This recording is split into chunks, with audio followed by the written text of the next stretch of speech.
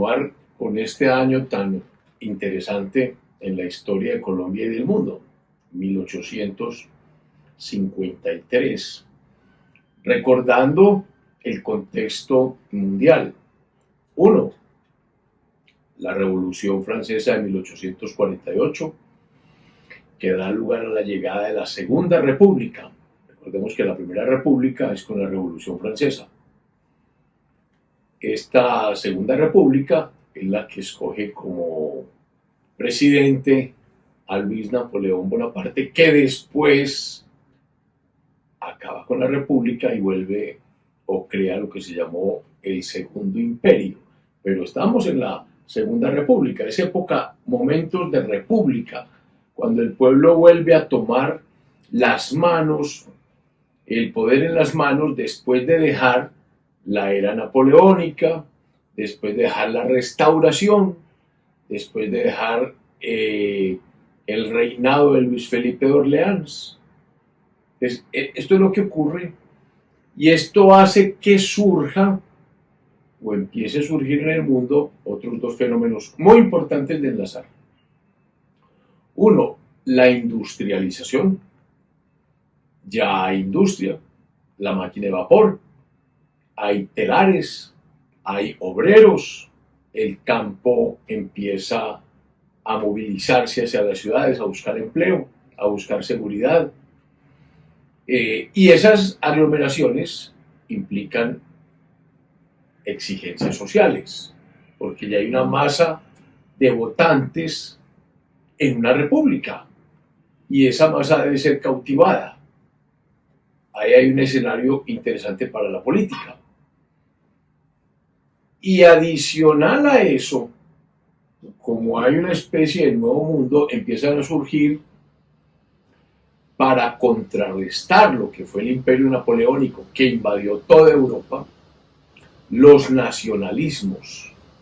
Cada entidad quiere ser ella misma y no pertenecer a un imperio, como el imperio francés o napoleónico, como el imperio español, como el imperio austríaco, como el imperio inglés. Entonces es un momento de quiebre en la historia de la humanidad.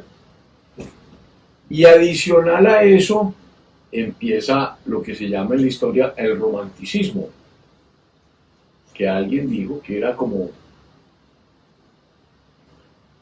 el liberalismo en la literatura, el romanticismo.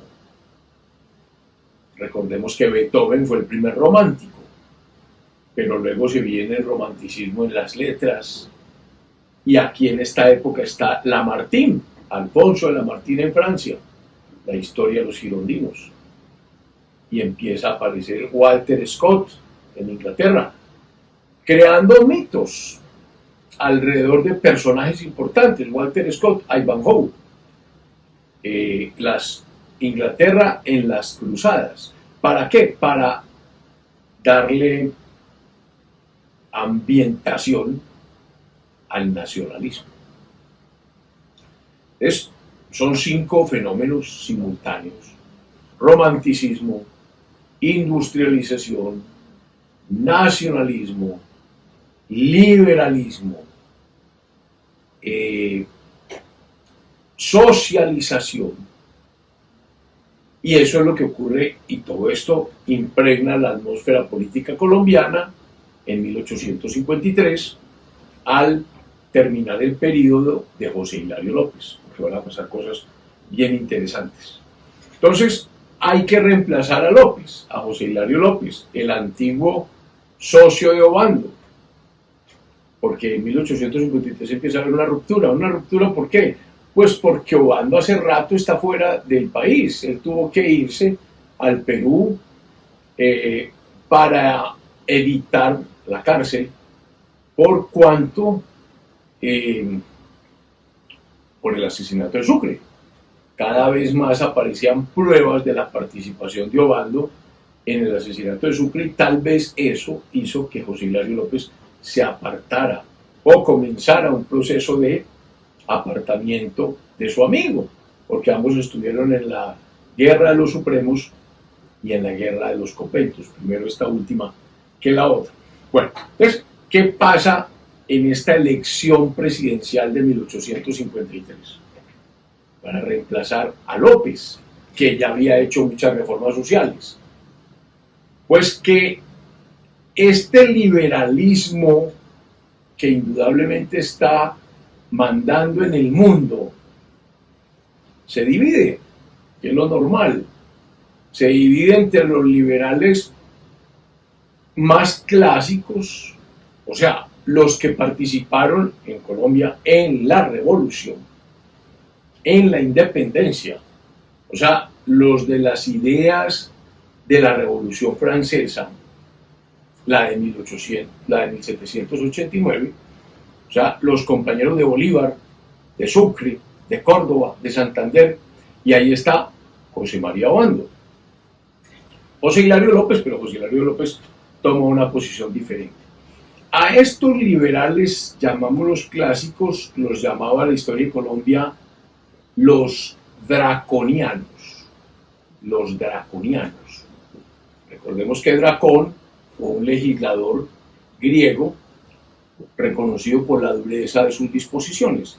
Entonces, si son hombres hechos en los campos de batalla, pues los hace más duros. Más duros que quienes comienzan a hacerse en la política, quienes están en este momento en las universidades o saliendo de las universidades inundadas de todas estas ideologías que acabamos de mencionar. Imagínense ya un aula de clase. O sea, en estas aulas de clase ya no hay militares, ya no están los militares de la independencia. Entonces estos militares liberales se vuelven o son conocidos como los draconianos, y ahí está Obando, indudablemente. Ese es el líder de los draconianos. Y al otro lado, entonces están los jóvenes soñadores, los jóvenes liberales, los jóvenes que ven en el Evangelio muchas luces, muchas orientaciones. Y como Jesús murió en el monte Gólgota, entonces estos son llamados los Gólgotas o radicales. Gólgotas o liberales o radicales, y por el otro lado los draconianos, los famosos Gólgotas y draconianos. ¿Quién fue el candidato de los radicales, o sea, de los Gólgotas? El general Tomás Herrera. ¿Quién era Tomás Herrera? Aquel que venció la rebelión en Antioquia, la guerra de 1851, que venía del sur, que venía del Cauca. ¿Y quién era el partidario o el candidato de los draconianos? Pues Obando. Ese fue el hombre que obtuvo el triunfo. Pues Obando triunfa, es el presidente de la República para 1853. Obando acababa de regresar, estuvo residenciado en Lima, como dijimos, 7 años, huyendo o encontrando, esperando un mejor momento para su regreso, y entonces vuelve inesperadamente a Bogotá y es presidente de la República. 1 de abril de 1853 toma posesión de la presidencia. ¿Pero qué se encuentra Obando? Como estaba alejado, no sabía qué estaba pasando. Pues resulta que desde 1851 el Congreso, ante todas estas ideas liberalizantes, en el mejor sentido de la palabra, que habían en el mundo por todo este entorno que acabo de mencionar, pues estaban discutiendo un proyecto de reforma constitucional, porque decían que la Constitución de 1843 no era la adecuada para este país. Sobre todo había 2 puntos en los cuales se demoraron los congresistas en aclarar, que fue la cuestión religiosa, qué tanto poder tiene la iglesia, quién nombra a los obispos, quién nombra a los párrocos, la libertad religiosa la enseñanza religiosa, en los colegios, porque imagínense el poder de un cura. Un cura católico tiene, si da 3 o 4 misas al día un domingo, pues allá tiene 500 personas semanalmente. Entonces imagínense la influencia de la iglesia. Entonces la cuestión de religiosa era muy importante en esta discusión que dio lugar a la Constitución de 1853. Y otro tema vital, las provincias. ¿Cómo está dividido el país en este momento? Un gobierno central, un país que se llama la Nueva Granada, y ese país está dividido en provincias. O sea, no existen en este momento el concepto de departamento. Lo que hoy conocemos como departamento eran las provincias, que eran unas grandes provincias. Y esas provincias se dividían en parroquias, que eran como los municipios. Entonces, finalmente el 16 de mayo de 1853 se aprueba la nueva Constitución y queda sancionada el 21 de mayo. El doctor Justo Arrosemena, de Panamá, dijo estas palabras que quiero dejarlas aquí consignadas. Ninguna constitución en Hispanoamérica, oigan, ninguna constitución en Hispanoamérica había ido tan lejos en punto a democracia y libertad. Observen lo liberal de esta constitución. Ninguna constitución en Hispanoamérica, ni en España, ni en Portugal, ni en toda Latinoamérica, había ido tan lejos en punto a democracia y libertad. Por eso debemos detenernos un poco en esa constitución, la de 1853, que se encuentra obando, prácticamente lista, y que solamente le toca sancionarla, firmarla, porque el Congreso ya la había aprobado. Es decir, él no tuvo nada que ver con la elaboración. El nombre de Dios, legislador del universo, y por autoridad del pueblo, el Senado y Cámara de Representantes de la Nueva Granada, reunidos en Congreso, les dice, considerando, miren la consideración, que la Constitución política sancionada en 20 de abril de 1843 no satisface cumplidamente los deseos ni las necesidades de la nación, entonces dicta esta Constitución. Artículo 6, no hay esclavos. No hay esclavos ni habrá en la Nueva Granada. Se reafirma la ley que ya había logrado José Hilario López. Y empiezan los cambios fundamentales. Artículo 12. La República de la Nueva Granada establece para su régimen y administración un gobierno popular, representativo, alternativo, responsable. Y miren lo que dice. Reserva a las provincias, hoy los departamentos, o secciones territoriales, las parroquias, el poder municipal en toda su amplitud. Este es el gran avance, el poder municipal en toda su amplitud. ¿Qué está diciendo esto? Que es el municipio la única y verdadera entidad territorial, porque es la que está cerca del ciudadano. Ahí está el párroco, ahí están los concejales, ahí está el alcalde, ahí están los secretarios del alcalde. Ese es a quien ve el ciudadano. Las provincias es una entidad mucho más grande. Recordemos que ¿qué provincias habían en este momento? Pues estaba la provincia de Antioquia, estaba la provincia de Cartagena, estaba la provincia de Santa Marta, que van a comenzar a cambiar los nombres ya por nombres de quienes participaron en la independencia. Cartagena se va a convertir en Bolívar. Santa Marta va a tomar otro nombre, el nombre del río, Magdalena. Es la provincia de Santa Marta.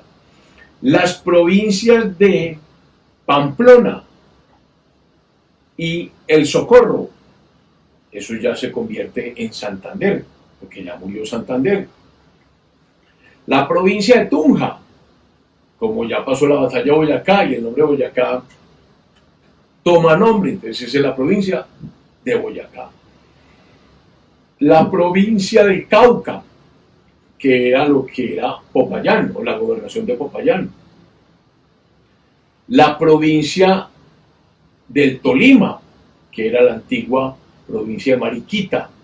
La provincia de Neiva, o del Huila, que antes era la provincia de Neiva. Eso, observemos cómo van cambiando los nombres, pero le quieren dar a la provincia, recordarle que quien realmente tiene cercanía con el pueblo es el municipio. Por eso le dan a la provincia el poder municipal en toda su amplitud. Luego se habla de las elecciones. ¿Quién puede votar? Dice, todo ciudadano granadino tiene derecho a votar. Este es un cambio radical, porque hasta 1853 votábamos era por elecciones indirectas. Uno votaba para elegir unos electores, que es lo que pasa en los Estados Unidos, por ejemplo, de América. Aún la gente vota por unos electores, y los electores votan por presidente. Entonces, aquí no, ya todo ciudadano tiene derecho a votar directamente. Se acaban las elecciones indirectas. Observemos el cambio tan radical. ¿Cómo es el voto? El voto es secreto. Y vota miren la cantidad de gente por la que se vota. Por eso el poder está en el pueblo totalmente, por presidente y vicepresidente, elección popular. Por magistrados de la Suprema Corte de Justicia. Miren qué interesante. La Corte no lo nombra unos poderes por allá ya establecidos como hoy, sino elección popular. El pueblo vota por sus propios magistrados. El pueblo vota por el Procurador General de la Nación. No es el Congreso de la República como hoy, en conjunción con el presidente. Es el pueblo.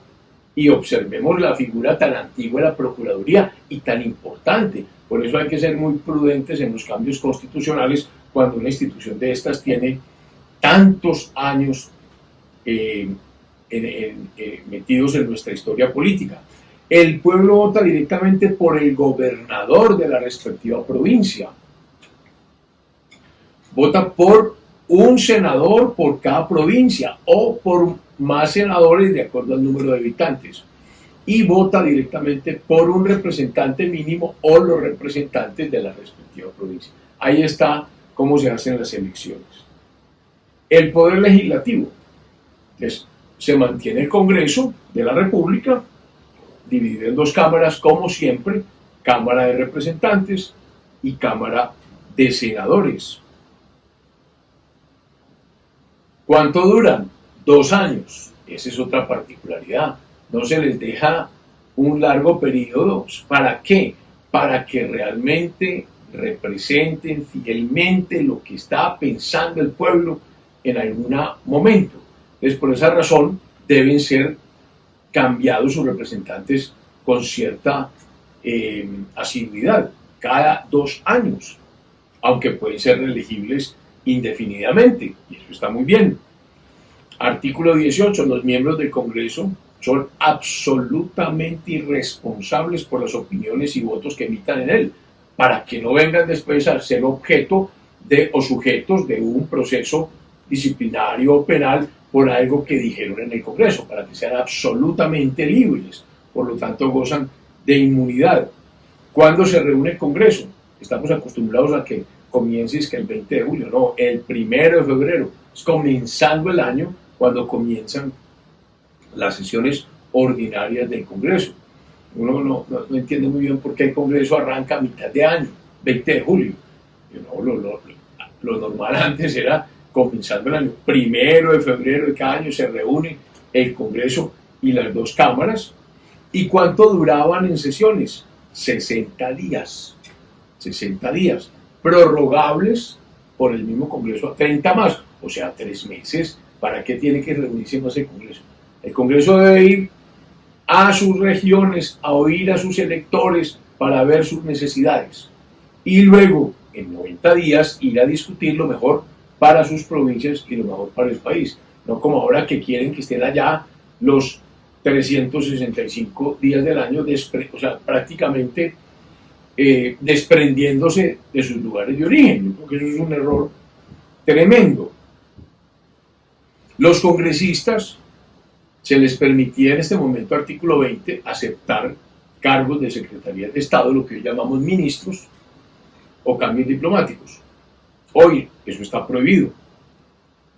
Artículo 21. El Senado conoce exclusivamente causas de responsabilidad que se intenten por la Cámara contra el Poder Ejecutivo, es decir, procesos contra el presidente de la República. ¿Quién acusa al presidente? La Cámara. Aquí está en el artículo 21. También contra los secretarios de Estado, contra el Procurador General de la Nación, contra los magistrados de la Corte Suprema. Por eso existe una comisión de acusaciones. Y esto es importante por cuanto vean lo que va a pasar. Es que aquí va a pasar una cosa muy seria. Porque Obando no encuentra esta constitución adecuada para lo que es él. Porque él es un militar que viene de la guerra de independencia y someterse a todas estas cosas no es fácil para un militar, como no fue fácil para Mosquera, aunque sí fue relativamente fácil para José Hilario López. Pero Mosquera y Obando, que fueron dos hombres o dos enemigos políticos prácticamente irreconciliables, pues es muy difícil esto. Va a haber un proceso, ya hablaremos de él. El Congreso, ¿qué vota? Los gastos públicos nacionales, o sea, los presupuestos que le presente el Ejecutivo. Eso es del resorte del Congreso, así como de los propios colegiados. Así como los consejos son los que aprueban los presupuestos, las asambleas departamentales aprueban el presupuesto que le presenta el gobernador.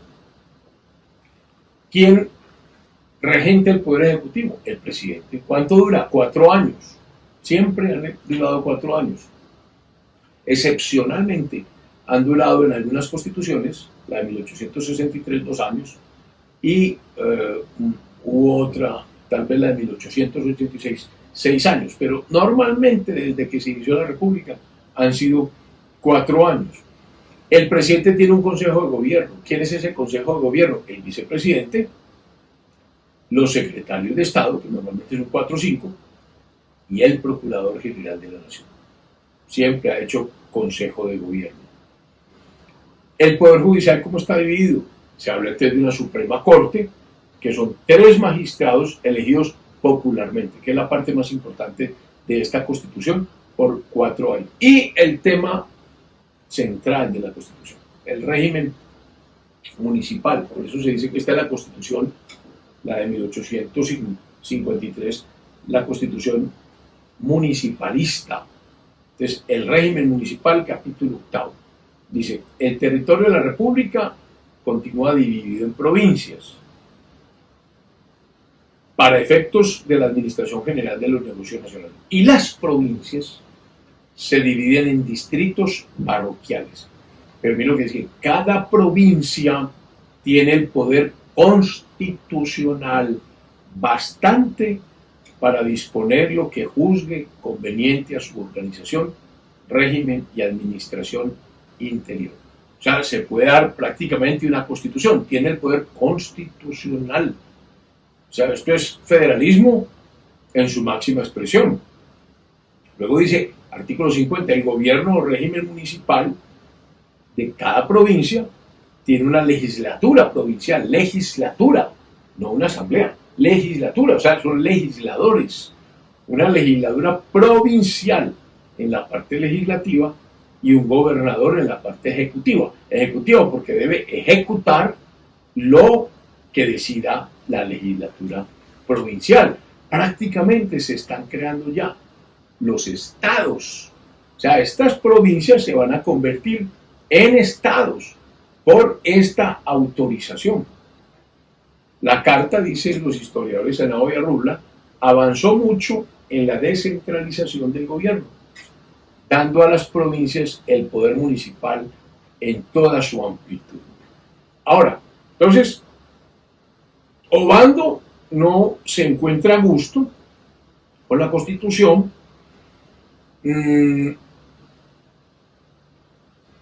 Llegan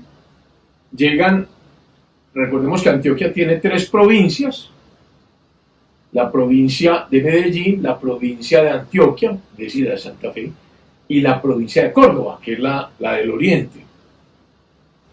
En la provincia de Medellín está como gobernador el coronel Juan Antonio Gómez. En la provincia de Antioquia, José Justo Pavón.